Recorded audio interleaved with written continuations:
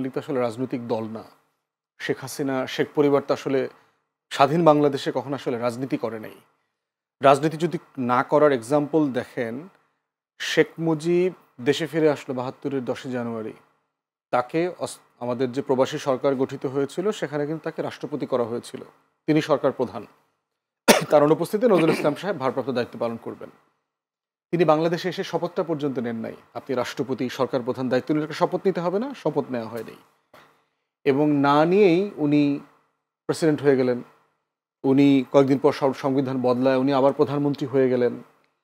তারপরে দেখেন যে এই মানুষটা গণতন্ত্র, অধিকার, লড়াই এই অঞ্চলের মানুষের জন্য বহু বছর ত্যাগ স্বীকার করেছেন, 13-14 বছর জেল খেটেছেন। সেরকম একটা মানুষ এসে ৭৩-এ একটা নির্বাচন করলো, যে নির্বাচনটা টোটালি এই আওয়ামী আমলের 14, 18, 24-এর একটা মিশ্র নির্বাচন। 293টা সিট টাকায় টোকায় নিয়ে গেল।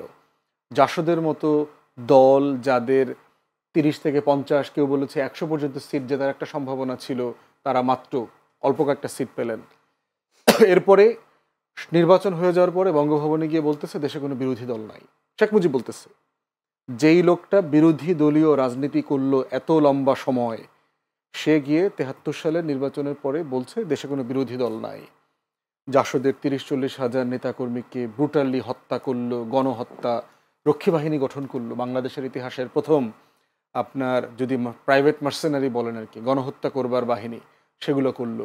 এই যে এত এত গুম, খুন, গণহত্যা, মানবতা বিরোধী অপরাধ শেখ মুজিব করলেন। এরপরে চতুর্থ সংবিধান সংশোধনী করলেন, দেশে গণতন্ত্র হত্যা করলেন এবং দেশের বাংলাদেশের সকল কমিউনিস্ট পার্টি, সিপিবি, মার্ক্সবাদী, হাবিজাবি, এগুলো নিয়ে টিয়া নিজেদের দলটা পর্যন্ত বিলুপ্ত করে দিল। এমন এক রাজনীতি তারা করে। এইটা করবার মধ্য দিয়ে আসলে কি প্রমাণিত হয়েছে যে আসলে কোনো রাজনৈতিক নেতা, কোনো রাজনৈতিক দল এই ক্যারেক্টারগুলো ফলো করবে কিনা, এই কাজগুলো আসলে তারা করবে কিনা। তখন ওই ক্যারেক্টারের মধ্যে এগুলো কাজগুলো পড়ে না। এরপরে দেখেন 75-এর মর্মান্তিক ঘটনা ঘটে গেল আগস্টে। হাসিনা যদি সত্যিকারে তার বাবার জীবন থেকে শিক্ষা নিত, মনে করতো যে না আসলে আমাকে পলিটিক্সটা করতে হবে, সে আসলে পলিটিক্স করলে তার বাবার উল্টা কাজগুলো করত। কিন্তু 81-তে দেশে ফিরে এসে বিবিসি বাংলাতে সাক্ষাৎকারে বলল, সিরাজুর রহমান সাহেব তখন বিবিসি বাংলার সিনিয়র সাংবাদিক ছিলেন, তাকে বললেন তিনি বাংলাদেশে কেন আসছেন এই প্রশ্নের উত্তরে, যে আমি পিতার হত্যার বিচার জন্য, প্রতিশোধ নেবার জন্য বাংলাদেশে ফিরেছি। এইটা কোনো রাজনৈতিক স্টেটমেন্ট হইতে পারে না। অতএব দেখেন যে অনুশোচনা করবার দাগা তখনই আসে যখন আপনি একজন রাজনৈতিক কর্মী হিসাবে কাজ করবেন। আপনি কথা বললে ভুল হবে, আপনি কাজ করলে ভুল হবে, জাতির কাছে ফিরে যাবেন, আবার নতুন করে ম্যান্ডেট নেবেন, ইয়েস আমার ভুল হয়েছে। এই কথাগুলো বলবার মধ্য দিয়ে হচ্ছে আপনি জাতির কাছে একটা ইমপ্রেশন দেবেন যে আমি মানুষ না, আমি গুড ফেইথে কাজ করেছি, কিন্তু আমার ভুল হয়েছে, আমাকে ক্ষমা করে দেন, আবার ম্যান্ডেট দেন, আমি এগুলো এইভাবে শুধরায় নেব। কিন্তু 96-এর ম্যান্ডেটের পরেও দেখেন আওয়ামী লীগ বদলায় নাই। 2008-এ ইলেকশন ইঞ্জিনিয়ারিং করে এসছে এবং যা যা করবার মধ্য দিয়ে একটা দল রাজনৈতিক দল হয়, একটা ব্যক্তি রাজনৈতিক কর্মী হয়, তার কোনো ক্যারেক্টারিস্টিক্স শেখ হাসিনা, শেখ পরিবারের সদস্য, আত্মীয় স্বজনরা এবং আওয়ামী যে টোটাল ল্যাসপেন্সার গোষ্ঠী, তাদের কারো মধ্যে আপনি দেখবেন না।